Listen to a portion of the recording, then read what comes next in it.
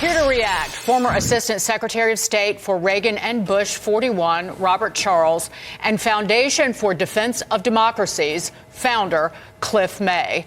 Cliff, to you first on this. I know one thing. President Trump is the only guy not responsible for any of this. And to quote Michael Waltz, the National Security Advisor, he said that a few months ago, everybody was talking about this war as if it would never end. Now we're talking and debating now how it will end. What say you? Well, I think there is a way to achieve the goals that President Trump and his top advisors, Scott Bessent, Mike Waltz, Marco Rubio, have discussed in the past. For what it's worth, I have a column in the Washington Times today talking about exactly that. What are the goals? A ceasefire would be good, a cessation of hostilities. That's not peace and concord, but that's a good thing. And then you want to guarantee the independence of Ukraine going forward. That's really vital. We don't want Ukraine swallowed up by Russia in that empire, and then Putin using those resources to take on other countries, including those in NATO. And a relationship economically with the U.S.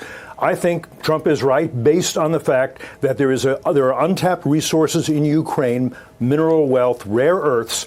And if those rare earths can buy Ukraine peace and independence and freedom, I think that's a win-win. It's a win for Ukraine. It's a win for America. It's a win for Trump 2.0. But Putin doesn't get to swallow Ukraine and crush that country. Robert, speaking for myself, I take issue with a few of the things that Trump said, a few of the characterizations, and then he also seemed to suggest yesterday that Ukraine started the war, which isn't true. That being said, I'm sort of puzzled by Zelensky's choices here to start kind of poking at Trump and taking the shot that he did about the disinformation bubble, or however he framed it.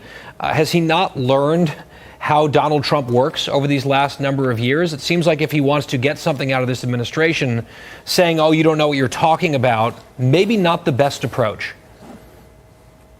Yeah, look, some people have a hard time reckoning with reality. The jig is up for Mr. Zelenskyy.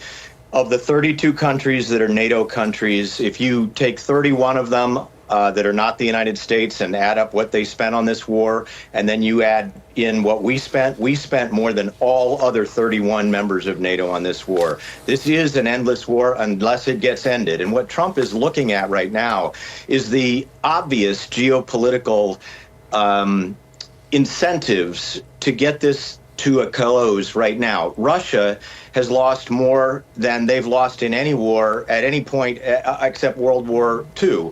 They are at a bottom. They are getting their ammunition from China. They're getting their men from North Korea. They're in a bad position. Okay, Zelenskyy, meanwhile, has actually one of the most corrupt governments on the face of the planet, and he had that before this war began. And he is not well regarded by a lot of people. And what do you think is going to happen when this war comes to a close? He's going to come hat in hand and ask the United States of America, all of us taxpayers who forked over hundreds of billions of dollars to rebuild his part of Ukraine.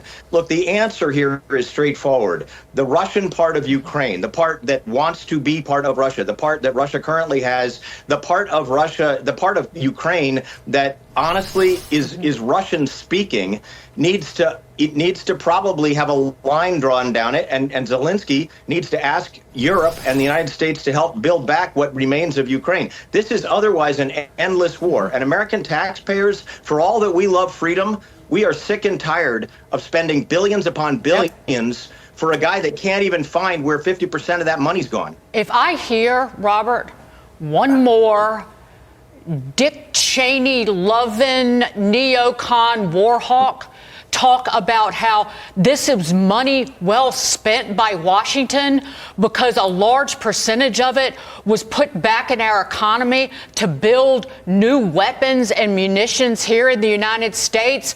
By that kind of economic logic, then what? That's an economic theory equivalent of, hey, let's invade a country like Sweden. Just think of all the jobs in the military and the weapons and the ammunition the U.S. makes.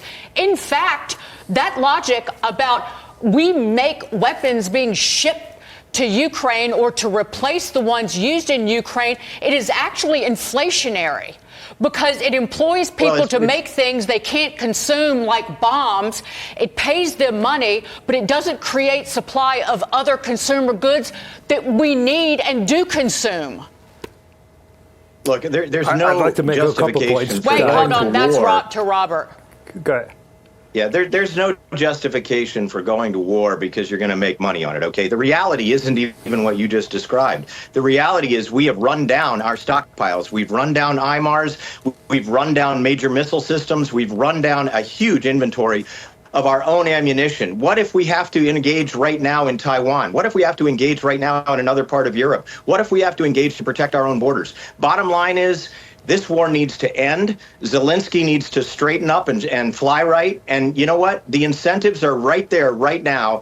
Even China can be brought in on this because they don't want to keep pumping money into Russia in order to keep fighting this war. And at the end, Europe doesn't want to pump any more money into Ukraine either. Cliff, quickly. The bottom line here, I'm sorry, is Ukraine is the victim, Putin is the victimizer. If he thinks the U.S. is going to abandon Ukraine, the way Biden abandoned Afghanistan, the way Obama abandoned Iraq, he's going to fight on in Ukraine and beyond Ukraine. We're talking about 3% of our defense budget going to Ukraine so the Ukrainians can fight Putin, who is in a no-limits partnership with the communists in China and with Tehran. That's an axis of aggressors who wants to see that America is never great again. Robert Charles, Cliff May, thank you.